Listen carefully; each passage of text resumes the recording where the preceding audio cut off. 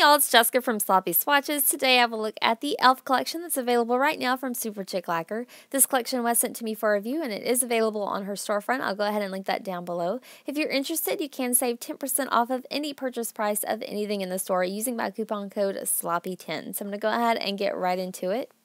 So first up is Cotton Headedinny Muggins, and I would describe this as a holographic jelly-based polish with matte white glitters and tons of holo.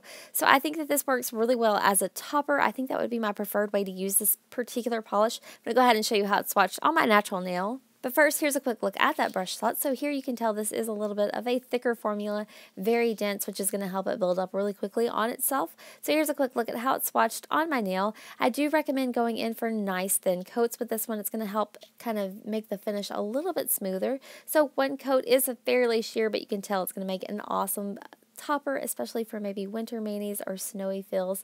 So I'm going to go ahead, complete this coat, let it dry, and then show you how it built up for me with that second coat. So here's a look at my second coat. Again, I am working in thinner coats than I usually do. It really helped me get those glitters spread out, especially the larger ones. So this second coat definitely does amp up that coverage. I do still have a good bit of nail line showing, so I am going to go ahead and let that dry and then show you how it built up for me with my third and final coat. And this does easily bring this polish completely opaque. Again, there is going to be quite a bit of texture there due to all of the different glitters, so I do recommend going in with one coat of your favorite glossy top coat. And this is my final swatch photo at an angle underneath my artificial lighting with that glossy top coat.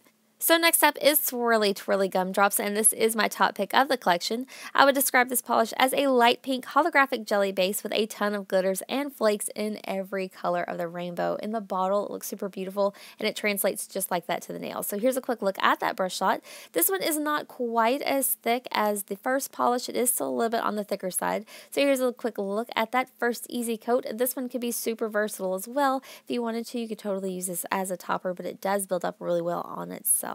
So I'm going to go ahead, complete this coat, and then show you what it looks like at the second coat.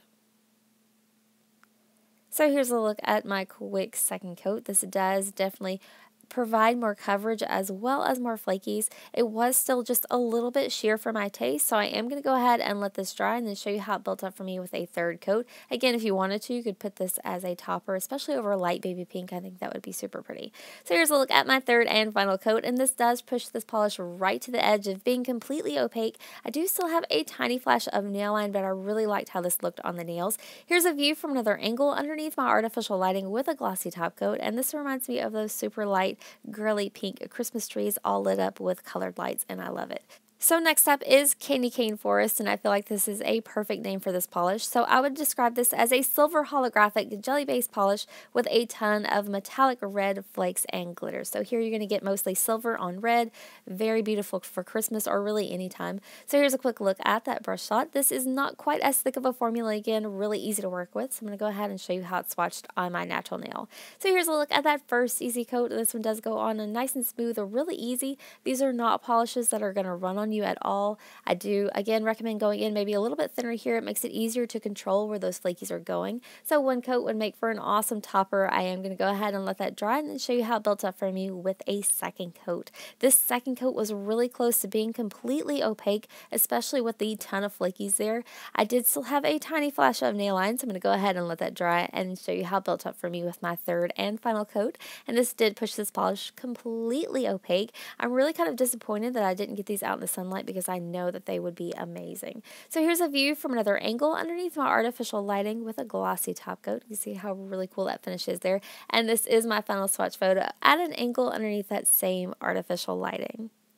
So next up is a Buddy, and this polish I would describe as a gorgeous silver holographic polish with a mix of green and red flakies as well as glitters.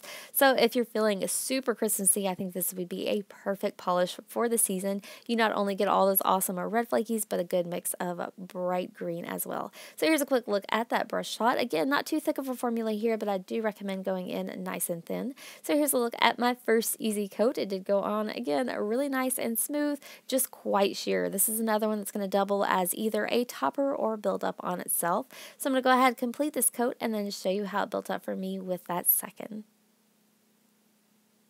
So here's a look at that second coat. Again, nice and thin, really easy. Just make sure you get those flakies kind of spread out. If they got into a traffic jam, it does add a ton more texture. So I do feel like it's worth the time to go in nice and thin. 2 coats was super close to being completely opaque, but it's not quite there. So I'm going to go ahead and show you how it built up for me with this third and final coat. And it did bring this polish completely opaque. I think that this would be a perfect one for Christmas manis. So here's a view from another angle with a glossy top coat underneath my artificial lighting.